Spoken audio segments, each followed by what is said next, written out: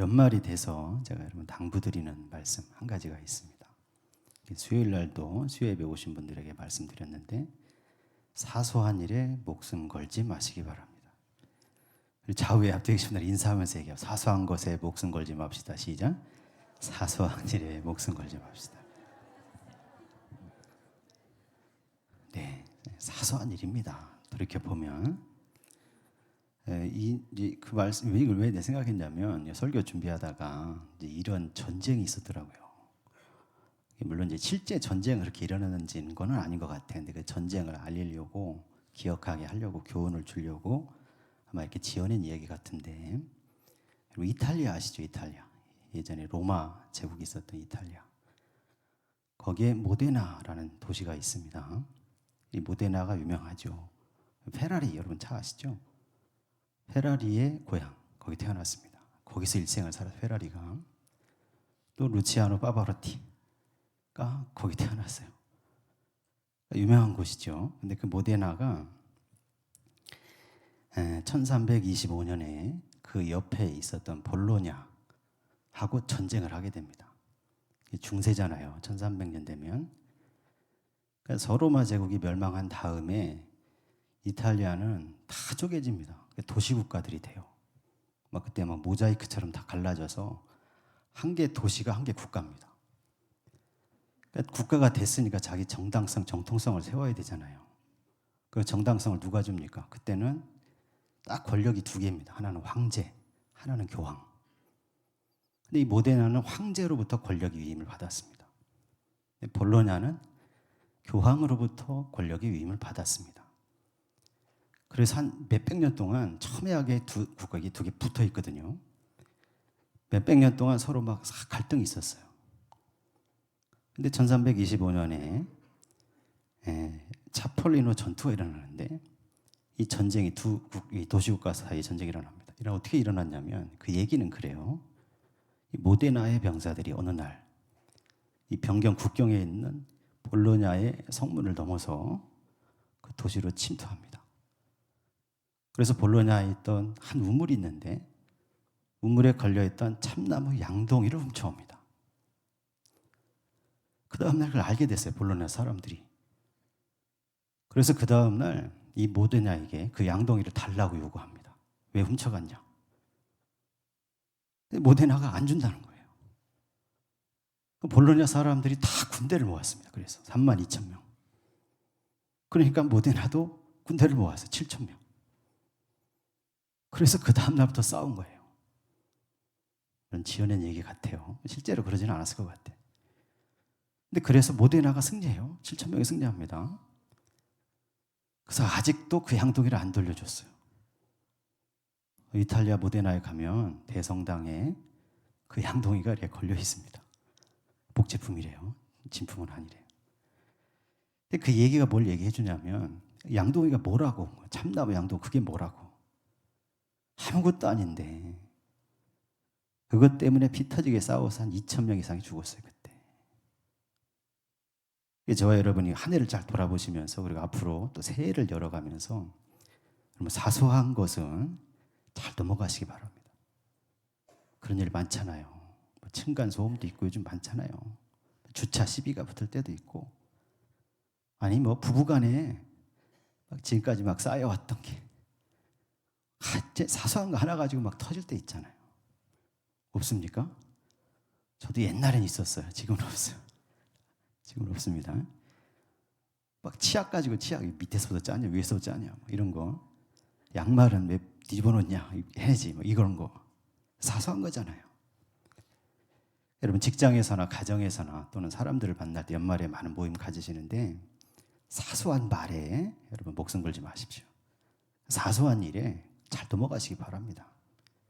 그래서 전쟁으로 가지 마시고 평화로 가시길 바랍니다. 예수님은 평화의 왕으로 오셨죠. 저와 여러분이 잘 넘어가고 지혜롭게 잘 넘어가서 평화를 이루는 연말 또 새해를 이루시기를 주의 이름으로 간절히 축원합니다. 오늘 말씀은 이제 창립 51주년이어서 이제 우리 교인 저와 여러분에게 우리 교회에게 이것을 당부드리고 싶어서 이 말씀을 우리가 읽었습니다. 다윗이 고진감래 시절이 왔어요. 괴로움이 가고 이제 단 시절, 좋은 시절이 오게 됩니다. 사울 왕이 죽고 나서 다윗이 헤브론 유다 지역의 성읍으로 올라가는데, 올라갔을 때 유다 성읍에 있었던 많은 장로들이, 유다에 있었던 모든 장로들이 와서 다윗을 이 유다 지파의 왕으로 세우는 겁니다. 그래서 왕이 돼서 한 7년 6개월 동안을 헤브론에 있게 되는데, 왕이 된 다음에 맨 처음 있었던 일이 오늘 본문에 나온 내용이에요. 여러분 이 말씀을 다시 한번 읽어보겠습니다. 사무엘하 2장 5절, 6절, 7절 세 구절만 5절, 6절, 7절 같이 한번 읽어보겠습니다. 다윗이 길르앗 야베스 사람들에게 전령들을 보내 그들에게 이르되 너희가 너희 주 사울에게 이처럼 은혜를 베풀어 그를 장사하였으니 여호와께 복을 받을지어다. 너희가 이 일을 하였으니 이제 여호와께서 은혜와 진리로 너희에게 베푸시기를 원하고 나도 너희는 이 선한 일을 너희에게 갚으리니 이제 너희는 손을 강하게 하고 담대히 할지어다. 너희 주 사울이 죽었고 또 유다 족속이 내게 기름을 부어 그들의 왕으로 삼았음이니라 하니라. 아멘. 다윗이 유다 지파의 왕이 됐는데 그때 어떤 사람이 와서 사울 왕의 시신을 장사한 사람들은 길르앗 야베스 사람들입니다 하고 알려준 겁니다. 근데 길르앗 야베스 사람들이 사울이 죽었을 때 사울 왕의 시체를 가져다가 장사를 지내는데, 사울 왕은 길보아 산 전투에서 죽었어요. 블레셋 사람들의 손에 의해 죽었고 본인이 마지막에 화살을 맞아 중상을 입으니까 칼을 빼서 엎드러져 죽었습니다. 근데 그때 사울 왕의 세 아들들도, 요나단도 그리고 그 두 아들도 같이 죽었어요. 그 다음날 블레셋 사람들이 사울의 시체와 그 왕자들의 시체를 블레셋 진영에 있는 벳산이라는 성의 성벽에다가 못 박아놨습니다. 거기다 걸어놓은 겁니다. 전시한 거죠. 자기들이 이겼다고. 근데 그 소식을 길르앗 야베스 사람들이 들었습니다. 이 사람들의 장정들이 밤에 야간 행군을 합니다. 그래서 벳산 성벽까지 가서 몰래 침투해 가서 성벽에 걸려있던 사울 왕의 시체와 또 왕자들의 시체들을 가져다가 다 화장하고 그 뼈를 잘 추스려서 그래서 장례를 잘 치러줬어요. 왜 그랬냐면 길르앗 야베스가 예전에 한 40년쯤 전에 고난 어려움을 당할 때가 있었습니다. 아람 왕 나하스가 쳐들어와서 길르앗 야베스 성읍을 막 포위한 겁니다. 포위했으니까 길르앗 야베스 성읍의 장로들이 나가서 우리가 시키는 대로 다 할 테니까 우리를 살려달라 얘기했어요. 그런데 그때 이 나하스가 어떻게 요구하냐면 그냥 안 살려주겠다. 내가 너희들의 오른쪽 눈을 다 빼겠다. 엄청난 위기를 당했습니다. 그때가 사울이 왕이 된 처음이에요. 근데 그때 사울이 그 소식을 듣고 하나님의 성령에 감동합니다. 군대를 보내서 이 아몬 왕 나하스를 막 처단하는 거예요. 몰아냈어요. 그 40년 전에 있었던 일이에요. 그것을 길르앗 야베스 있었던 사람들이 잊어버리지 않고 기억한 겁니다. 그 사울 왕의 그 시체를 갖다가 잘 장례를 치러줬어요. 다윗이 왕이 되고 나서 그 얘기를 들으니까, 여러분 다윗은 어떤 사람입니까? 신의를 존중하는 사람이죠. 의리를 목숨처럼 귀하게 생각하는 사람이에요.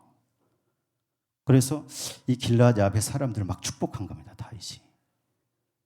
여러분 저와 여러분이 이 길르앗 야베스 이 사람들을 생각하면서 또 다윗을 생각할 때 우리도 신의, 믿음의 의리가 있는 성도 되시기를 바랍니다. 창립 51주년 맞으면서 우리 교회가, 저와 여러분이 지금까지 신의를 잘 지켜온 것 하나님이 기뻐하시고 감사할 일이죠. 앞으로도 여러분 신의를 지키는 성도들 되시기를 간절히 소망합니다. 가만히 생각을 해보니까 우리 김정희 장로님이 이 신의를 잘 지키신 분이에요. 우리 교회 생각하면서, 하나님을 생각하면서 얼마나 신실하게 일생을 살아오셨는지 모릅니다. 그래서 오늘 이제 간증을 들으려고 제가 부탁을 드렸고, 오늘 단으로 모셔서 그 말씀을 좀 듣겠습니다.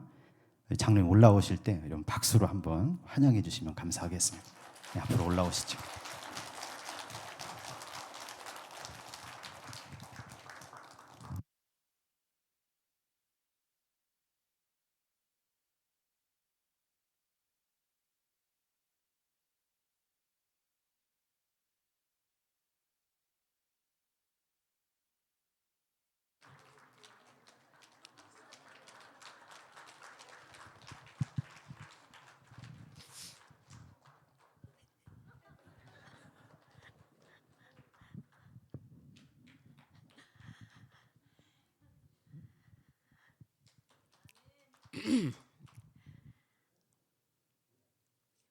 사랑하는 성도 여러분, 정말 반갑습니다. 오래간만에 강대상에 올라오니 좀 떨리기도 하고 그리고 감회가 새롭습니다. 제 나이 90이 가까워지니 발음도 정확하지 못하고 말이 어둔해서 성도 여러분들께 내용이 잘 전달될지 걱정이 됩니다. 제가 그리고 기록한 내용이지만 기억력이 좀 많이 떨어져서 하는 수 없이 내용을 보면서 말씀드리고자 합니다. 널리 양해해 주시기 바랍니다. 얼마 전 최양호 목사님께서 저에게 교회 창립 51주년 주일에 간증을 부탁하셨습니다. 아마 제가 교회에서 나이가 제일 많고 신앙생활도 제일 많이 한 사람으로 생각하셔서 교회에서 부탁하신 것으로 판단했습니다. 그래서 집에 와서 우리 김승길 권사님과 상의를 했는데, 당신 이제 언제 강대상에 올라가겠는가?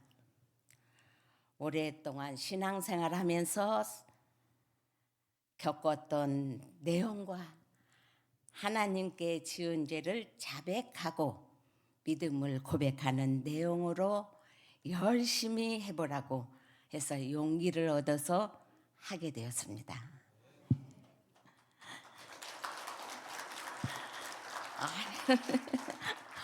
너무 죄송해요. 성도 여러분, 오늘 제가 여러분들에게 드릴 말씀의 내용은 우리 하나님께서 열심히 기도하면 하나님께서는 반드시 응답하셔서 축복을 내려주신다는 내용으로 말씀을 드리겠습니다. 우선 제 신앙생활은 고향에서 언니들 따라 주일학교 때부터입니다.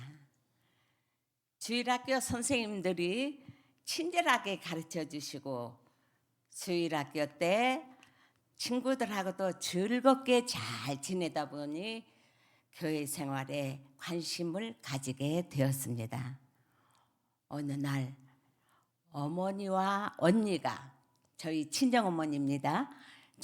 어머니와 언니가 새벽 예배에 가시는 것을 보고 저도 엉겹결에 따라가게 되었어요.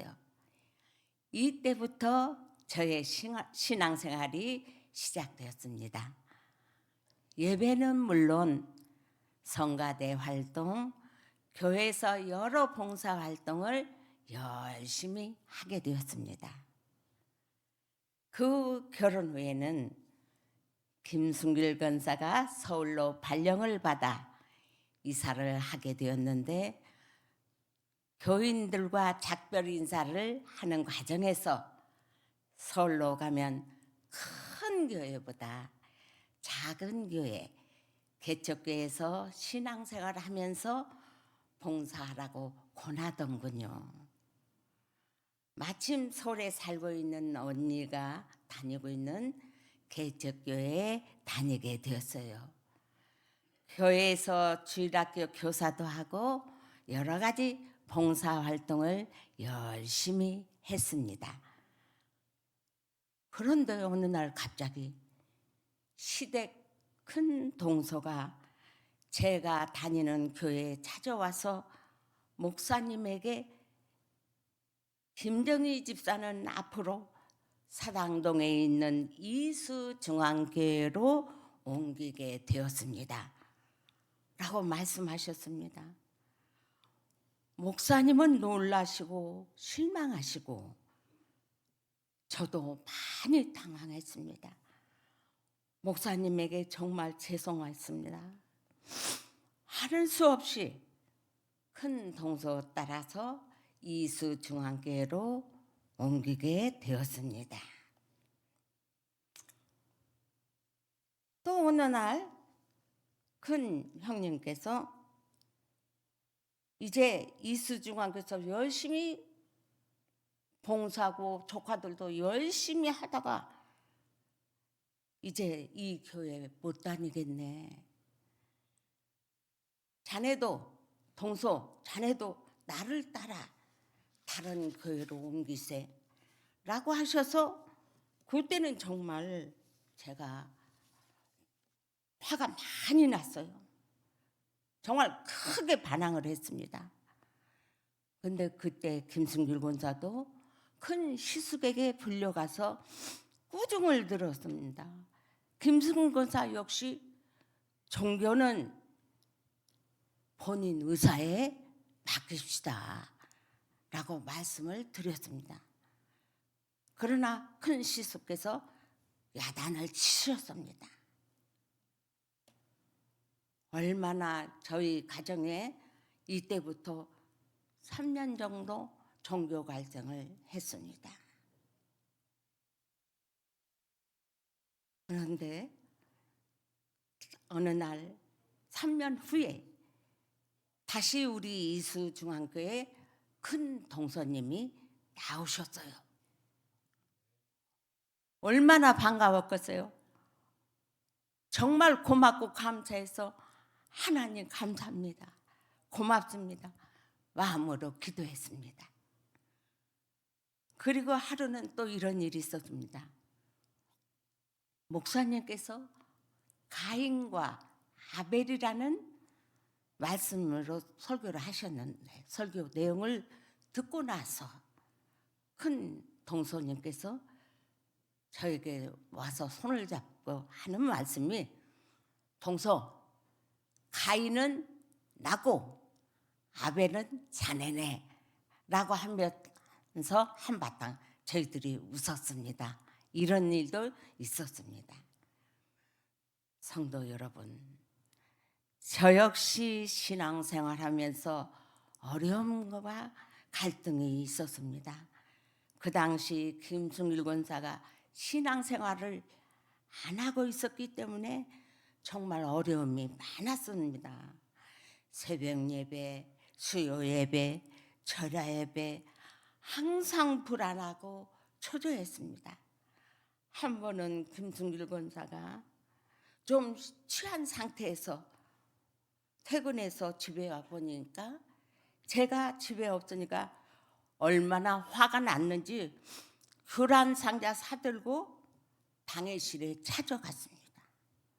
항의했습니다. 목사님에게. 그러니 저는 얼마나 목사님에게 미안하고 죄송했습니다. 정말 어찌할 바를 몰랐습니다. 그날 저녁 김승길 권사와 많이 다투었습니다.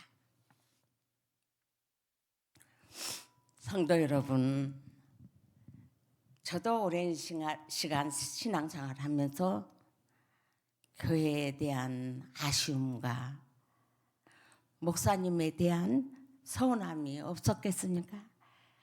그러나 그때마다 하나님께 열심히 기도함으로써 저 스스로 위안하고 해결했습니다.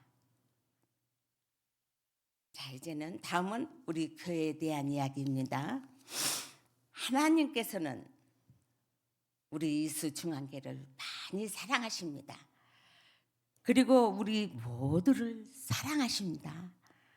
하나님께 감사한 것은 성전을 건축할 당시 교회 재정상 많은 어려움이 있었으나 하나님께서는 이렇게 아름다운 성전을 저희들에게 주셨습니다. 이 모두가 여러분들의 간절한 기도에 대한 하나님의 은혜와 축복으로 생각합니다. 그리고 이 자리를 빌어서 당시 건축위원장으로 수고하신 고 황인남 장로님께 감사하다는 말씀을 드립니다. 제가 입이 마르니까 물 한 잔 먹겠습니다. 네.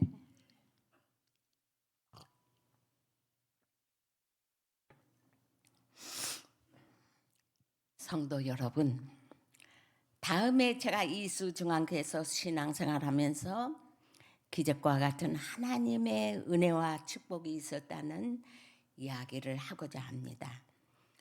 교회가 가금을 상태에서 예배를 드릴 때입니다. 우성 아파트에 사시는 네 분이 새벽 예배 오셔서 펑펑 울면서 열심히 기도를 하셨습니다. 나중에 확인해 보니 여자분인데 암 말기 환자이며 암 세포가 몸 전체에 전이되어서 매우 위험한 상태였습니다. 얼마 후 그분의 몸 상태가 좋아지고 있다는 말을 그분 남편으로부터 들었습니다. 그리고 또 얼마 후에 거의 완치된 상태에서 경기도 파주로 이사를 하셨습니다.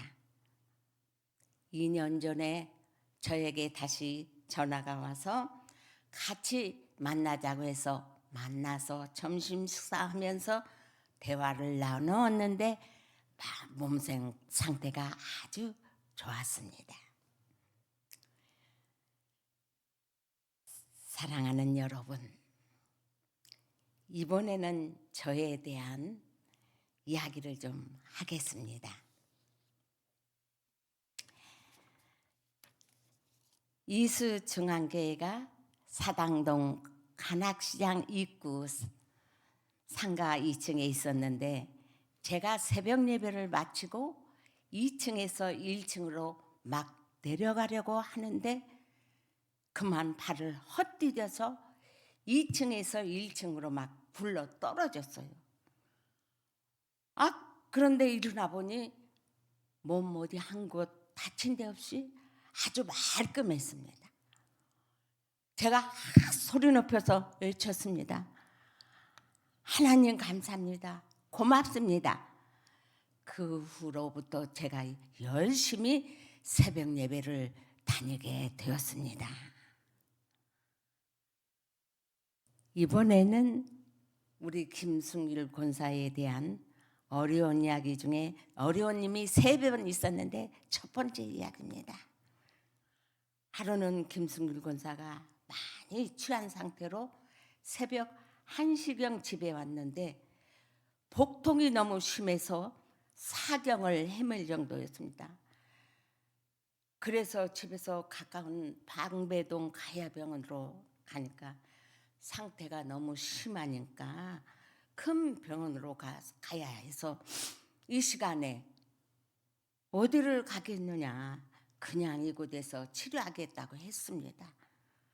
검사 결과 맹장이 터져서 바로 수술을 했습니다. 수술 후에 의사 선생님께 왜 맹장이 터졌습니까? 라고 여쭤봤는데 농담인지 몰라도 의사 선생님 말씀이 독한 술을 너무 많이 마셔서 라고 말씀하셨습니다. 정말 기가 막히고 어처구니가 없었습니다.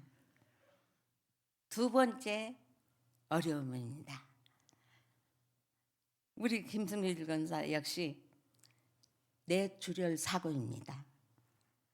그 당시 몸 상태가 좋지 못했습니다만 하루는 교회에서 예배를 마치고 주차장으로 걸어가는데 선종대 장로님, 이정화 권사님, 여러분들이 김승길 권사 걸음걸이가 이상합니다 라고 말씀하셔서 급히 집에 와서 의사인 조카와 연락해 바로 경희대병원으로 갔습니다. CT 촬영 또 모든 검사 마치고 바로 수술을 했습니다. 당시 목사님도 오셔서 안수기도 해주셨습니다. 뇌출혈로 수술을 하고 나면 반신불수가 되는 경우가 허다하다고 하는데 이게 웬일입니까? 몸 어디 한 곳 이상 없이 퇴원했습니다. 이번에도 3번째 김승군사 어려운 이야기입니다. 하루는 세차장에서 승용차 세차하는 것을 우두커니 서서 바라보고 있는데 갑자기 승용차 한 대가 인도로 돌진하면서 김승일 권사를 닫아버렸어요.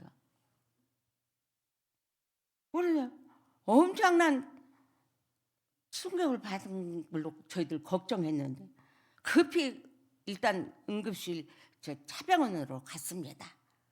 거기서 검사를 해봤는데 별 이상이 없는 것 같다고 하면서 말씀을 해주셔서 아이고 정말 하나님께 이렇게 감사할 수가 없구나. 하나님이 자기를 이렇게 사랑하시는데 교회 생활 앞으로 열심히 해야 되지 않을까. 저 혼자 중얼거렸어요. 이와 같이 저희 가정에 어려움이 있을 때마다 저로서는 할 수 있는 일은 오직 하나님께 열심히 기도할 뿐이었습니다. 어느 때는 펑펑 울면서 김승일 권사 살려달라고 기도를 했죠.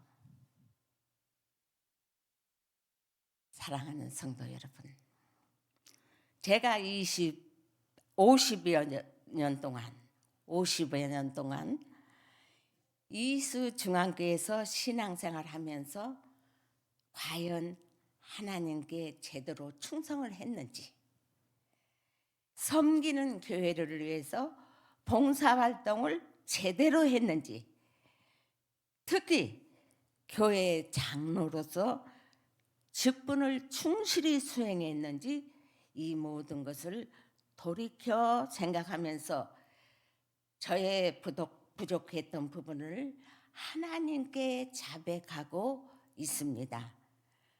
특히 요즘에는 저희 부부가 건강상 이유로 본 예배 이후에는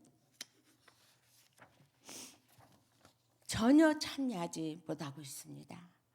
정말 죄송하고 미안하게 생각합니다. 그리고 지금도 후회스러운 점이 있는데 왜 남은 전도하면서 김승길 권사는 일찍 전도를 못했는가입니다.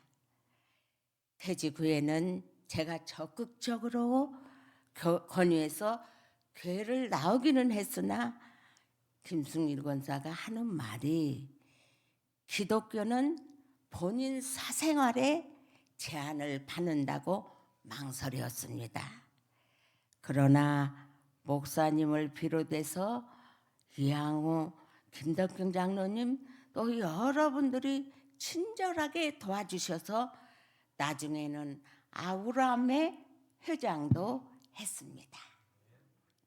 그리고 제가 여자로서 장로가 될 수 있는 것도 김승길 권사의 도움이 많았다고 생각합니다. 사랑하는 성도 여러분,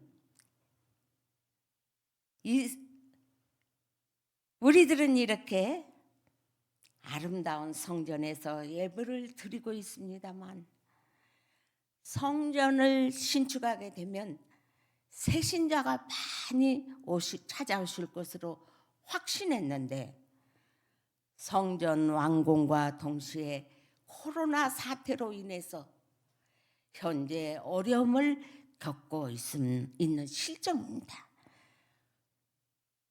그러나 성도 여러분, 우리 모두 섬기는 교회 부흥을 위해서 다시 한번 열심히 기도하고 열심히 전도하고 열심히 봉사해서 우리 하나님께서는 반드시 응답하셔서 축복을 내려주십니다.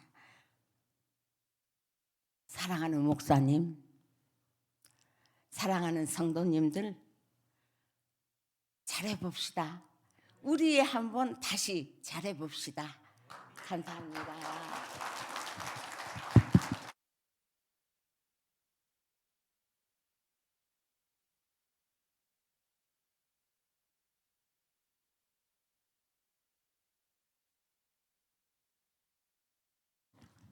네, 귀한 말씀 우리 전해주신 우리 장로님 위해서 박수 한번 더 하겠습니다. 네.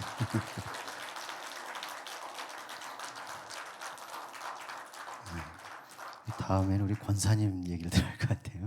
하여튼 주님 은혜 가운데서 사랑으로 또 섬김으로 피땀 흘리면서 50년 세월 우리 교회를 섬겨주신 건 너무 감사를 드립니다. 말씀하셨지만 제가 성경을 읽으면서 늘 교회를 생각할 때 교회는 완성되는 법이 없습니다. 계속 지어져 가는 중에 있어요. 이 권사 장로님 이제 연세가 막 드셨잖아요.